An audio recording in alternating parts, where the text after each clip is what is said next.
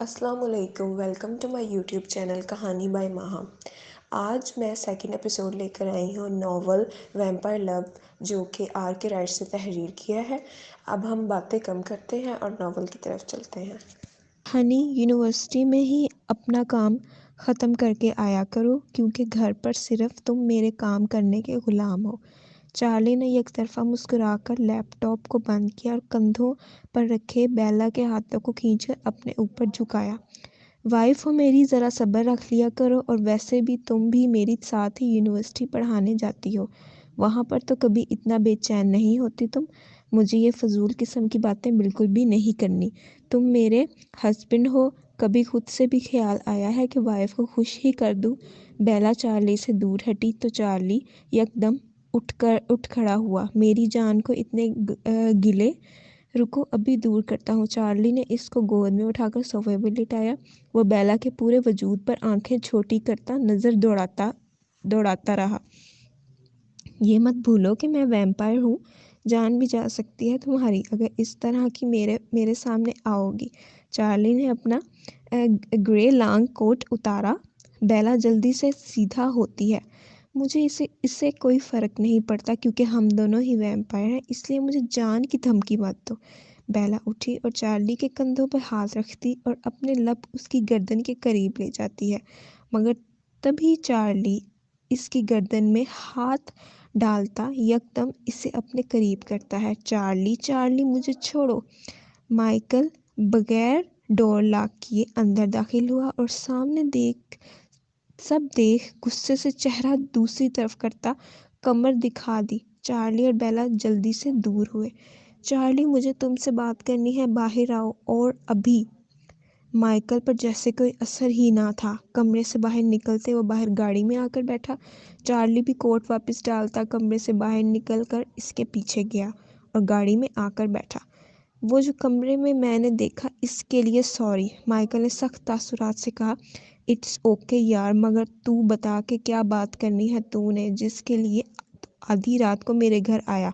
ویسے تو کبھی میرے گھر کا رخ نہیں کیا۔ میں کل سے یونیورسٹی جوائن کر رہا ہوں۔ مائیکل کی بات سن چارلی نے ایک زوردار کہکا لگایا۔ پاگل ہو گیا ہے تو جو یوں ہنس رہا ہے؟ مائیکل نے غصے سے کہا تو چارلی نے اپنی ہنسی کنٹرول کی۔ اور نہیں تو کیا کروں؟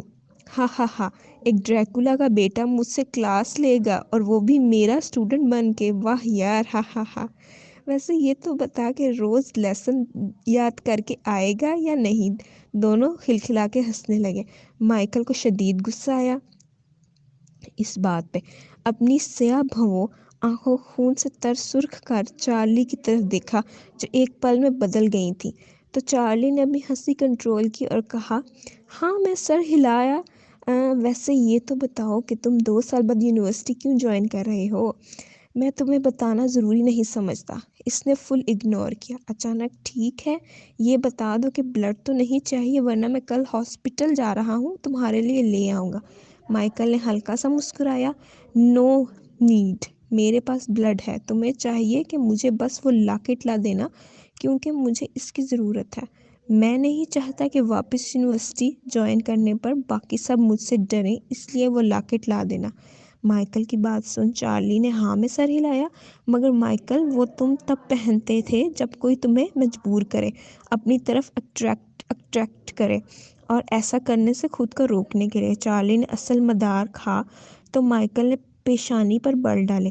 جتنا کہتا ہوں اتنا ہی کرو۔ مائیکل نے مزید آگے بات کرتے اس کو گاڑی سے باہر جانے کا اشارہ کیا اور باہر نکل گیا، مگر پھر کچھ یاد آنے پر اس نے شیشے میں جھانک کر مائیکل سے کچھ کہا۔ کیا تم نے وقت کو روکا تھا؟ چارلی کو جواب چاہیے تھا، مگر مائیکل نے گاڑی وہاں سے غائب کی۔ صبح تو ہو گئی تھی، مگر سورج کی روشنی اس وقت رات میں چاند کی کرن لگ رہی تھی۔ ناروے ملک میں ایسا ہی ہوتا تھا، نہ جانے وہ دنیا کے اس کونے میں کیوں رہتا تھا، شاید سورج کے سامنے نہیں جا سکتا تھا۔ مائیکل شاورے کو باہر نکالا تو وہ پھر ابھی تک بے ہوش پڑی تھی۔ مائیکل حیران ہوا کہ ابھی تک یہ بے ہوش میں نہیں آئی۔ اس نے تو لیے کہ ایک سائڈ سے بالوں کو سہلایا۔ وہ اس ٹائم صرف بلیک جینس میں تھی۔ اس کی باڈی نمایاں تھی اور شاور لینے کی وجہ سے تو کچھ زیادہ ہی ہوتی تھی۔ اس نے شانوں پر تولیہ لٹکاتے اس لڑکی کے پاس آیا۔ کہیں مرور تو نہیں گئی؟ اگر ایسا ہے تو پھر مجھے خون پی لینا چاہیے۔ کل سے پاگل کر رکھا ہے اس پاگل بلی نے۔ مائیکل نے چہرہ اس کے چہرے کے مقابل کر کہا اور پھر لبوں کا رخ اس کی گردن کی طرف کیا، مگر اس کے گیلے بالوں کی بوندیں اس نے اپنے چہرے پہ محسوس کی تو جھٹ سے آنکھیں کھول لی، مگر سامنے کسی انجان شخص کو خود پر جھکے دیکھ یہی سمجھا کہ یہ لڑکا وہی ہوگا جس نے میرا ریپ کرنا چاہا، اور بے ساختہ اس کو دھکا دیتے وقت ایک سرد تھپڑ اس لڑکی نے مائیکل کے چہرے پہ مارا۔ مائیکل کا چہرہ دوسری طرف جھٹکا تھا۔ اس کا تولیہ نیچے فرش پر جا گرا۔ اس کو شدید ناگوار محسوس ہوا کہ کسی انسان نے اس کو تھپڑ مارا۔ اس نے پل بھر بھی اپنی آنکھیں بدلی تھیں اور میٹھی بینچ لی۔ تب تم کون ہو؟ اور میں تو یہاں سے چلی گئی تھی، تم مجھے یہاں کیوں لائے ہو؟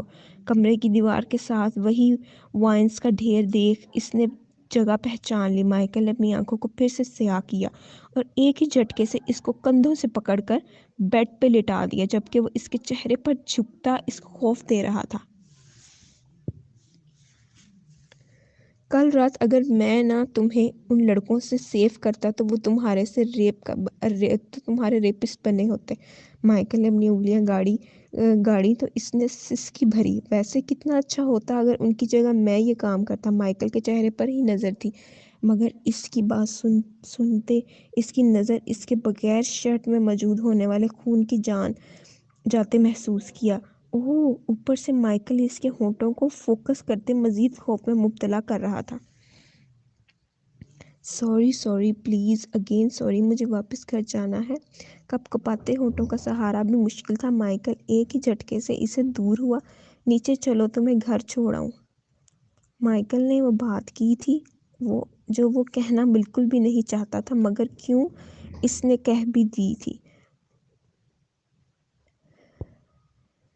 ایپپ آپ کا بہت شکریہ، مگر میں خود چلی جاؤں گی، اس نے بیڈ سے اترتے کہا تو مائیکل نے غصہ کیا۔ دیکھو لڑکی، ایک تو تم میرے گھر پر بغیر میری اجازت گھسی تھی اور اوپر سے تم نے مجھے دھکے کے ساتھ تھپڑ بھی مارا جس کا تمہیں ازالہ بھگتنا ہوگا۔ مائیکل سوچ سے پرے کہہ گیا، اور وہ یہ کہ تمہیں گھر چھوڑنے کے بعد تم مجھے اپنی کبھی شکل مت دکھانا، ورنہ میں اپنا بدلہ لینے سے پیچھے نہیں ہٹوں گا، کیونکہ تمہارے لیے یہی بہتر ہوگا۔ وہ کہتے باہر چلا گیا۔ لڑکی کو اپنے کیے عمل پر شرمندگی ہوئی۔ اس نے بغیر سمجھے پوچھے اس کو تھپڑ مارا تھا، مگر جو بھی ہوا مائیکل اس وقت اس کے قریب بھی کچھ زیادہ ہی تھا۔ وہ ایک لڑکی کے لیے یہ برداشت کرنا عزت نفس پر حرف ہے۔ مائیکل نے خود کو نہ جانے کتنی مشکل سے کنٹرول کیا ہوا تھا۔ ایک تو اس لڑکی نے پاگل کر رکھا تھا، اوپر سے تھپڑ مارنا۔ مائیکل کو شدید غصہ تھا، مگر وہ اس لڑکی کو خود سے دور رکھنا چاہتا تھا، اس لیے سب ضبط کر گیا۔ وہ انسانوں سے دور رہنا ہی پسند کرتا تھا۔ نیچے گاڑی میں بیٹھے وہ اس لڑکی کا ویٹ کر رہا تھا۔ ہماری آج کی سیکنڈ ایپیسوڈ ختم ہوتی ہے۔ امید ہے آپ لوگ کو سیکنڈ ایپیسوڈ بہت اچھی لگی ہوگی۔ اگر اچھی لگی ہے تو میرے چینل کہانی بائی ماہم کو سبسکرائب کریں، لائک کریں اور شیئر کریں، اور تھرڈ ایپیسوڈ کا ویٹ کریں۔ اوکے، تھینک یو، اللہ حافظ۔